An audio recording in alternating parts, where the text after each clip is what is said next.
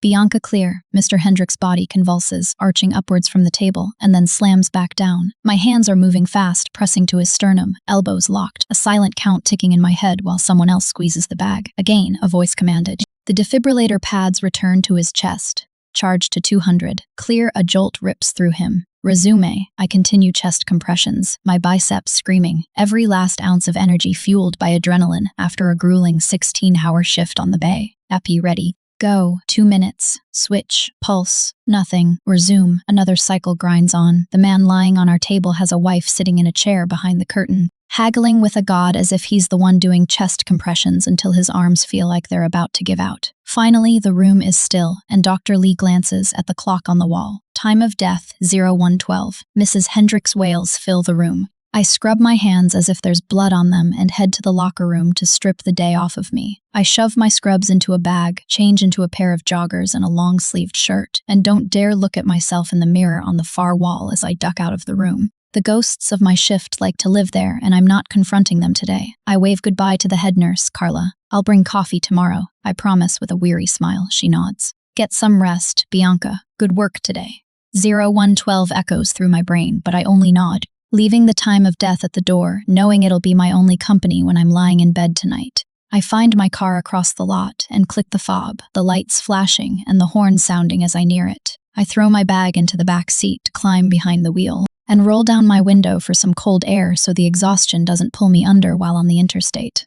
I'm halfway home, the tires the only sound as the long road stretches before me, illuminated by my headlights, and a few street lamps when a dark figure darts right in front of my car. I slam on my brakes, my tires squealing and tail-end fishtailing as I come to a stop inches from the man. He slams his hands on my hood, his shoulders rising and falling quickly as sweat beads on his brow. I look down, and that's when I see it. Blood, lots of it coating his front. Help me, he yells. The part of me that's supposed to lock the doors and drive is a small fight, and it loses fast. I throw on hazards and get out. He's going to kill me, he yells, spit flying from his mouth. He hunches, palms on knees, sucking air like he ran a mile. Are you hurt anywhere else? I ask. Can you tell me your name? He lifts, and just as he's about to answer me, his eyes cut past my shoulder and go wide. The last flicker of hope burning there immediately extinguishes. Fuck. I whip on my heel to see a man striding across the street, his gait confident and hood pulled high, concealing all of his face save for the sharp jaw and mouth set into a tight line. He doesn't look at me, doesn't even acknowledge my existence.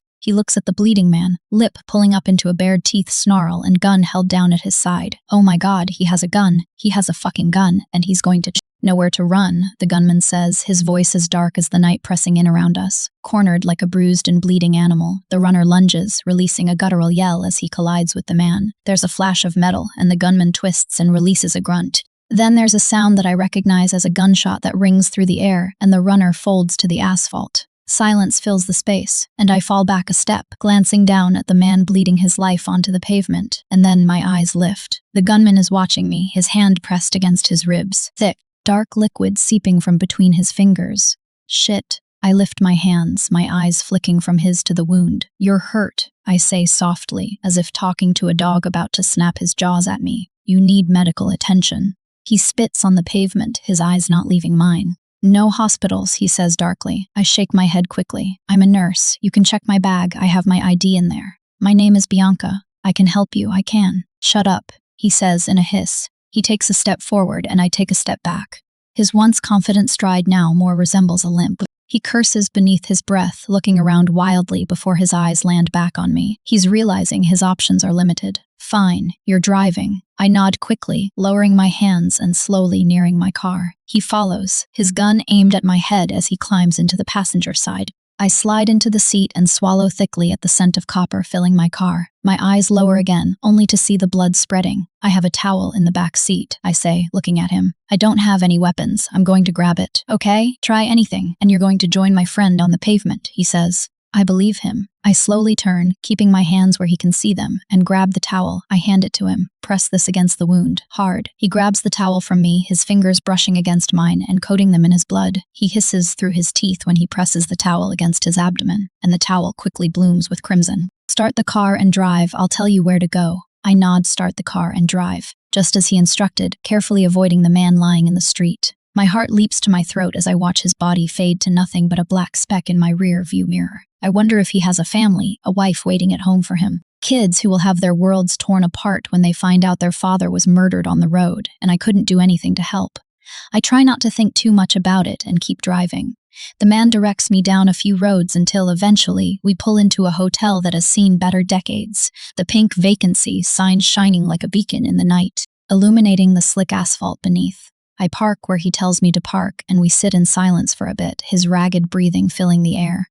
"You're going to have to help me up those stairs," he says after a bit. "You're twice my size," I say in a rush. "There's no way." "He'll take me down with him," he smirks. "Give it your best shot, Angel." Bile rises in my throat, but I nod. I quickly climb from my car and round to his side, seeing he's already thrown open the door and has his long legs out over the edge of the seat. He has the gun still aimed at me, but I ignore it, or try to, at least. As I hook myself beneath his arm and lift with all my might, I grunt when his weight lands on me, and thank my lucky stars that I frequented the gym these last few years to keep my patients' deaths just a distant memory. If I didn't, this would be a much different story. "We need supplies," I say. "If that wound is as deep as I think it needs to be stitched up. I don't have anything besides a small first aid kit."